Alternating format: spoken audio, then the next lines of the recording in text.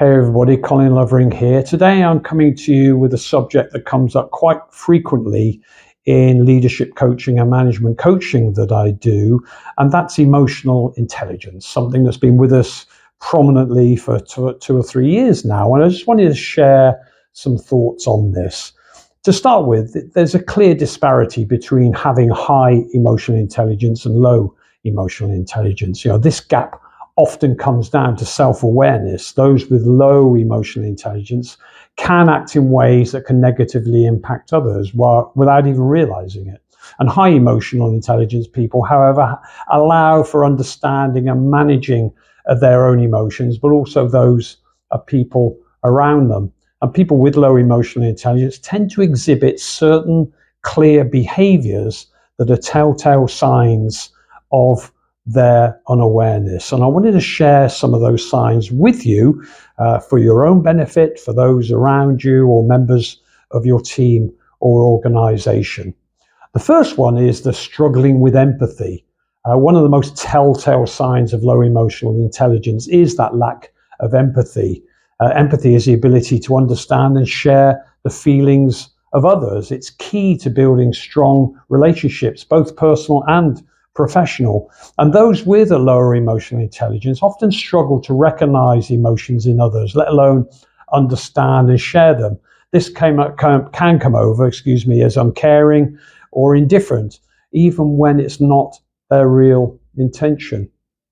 The second one is difficulty maintaining relationships. It's another behavior that often goes unnoticed in individuals with low emotional intelligence, and they struggle to maintain friendships. I know one or two people who fall well into this category, and they often misinterpret people's words and actions, taking them personally when they're not actually intended that way. This often leads to frequent misunderstandings and even conflicts. They also have a hard time recognizing that they've upset others. They rarely apologize unless someone directly confronts them about that particular behavior. Another area is overreacting to criticism. This is a characteristic of people with low emotional intelligence. It's their inability to handle criticism constructively. They tend to overreact and take things personally, even when the criticism is actually meant to be helpful.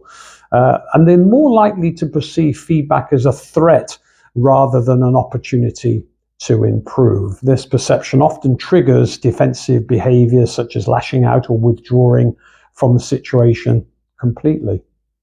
Another one is difficulty expressing feelings.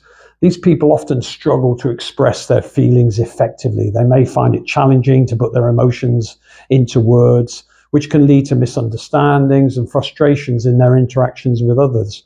This difficulty isn't about being secretive or reserved. It's about the inability to accurately understand and articulate one's own emotions. This may feel sometimes strongly, but lack the emotional vocabulary to share it with others. Another area is impulsive behavior. It's a common behavior among these people that they may react quickly without even considering the impact of their actions, leading to regrettable decisions or conflicts with others. Impulsive behavior often stems from a lack of emotional self-control. Instead of taking a moment to process their emotions, they react immediately, usually based on their initial emotional response.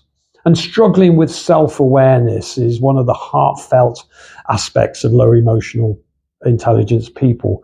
Self-awareness is the cornerstone of emotional intelligence. It's often about understanding our own emotions, recognizing their impact on the behavior and how they affect those around us. However, individuals with low emotional intelligence often lack this self-awareness. They may feel overwhelmed by their emotions, unsure of why they feel a certain way or how to handle it. This can lead to feelings of confusion and isolation.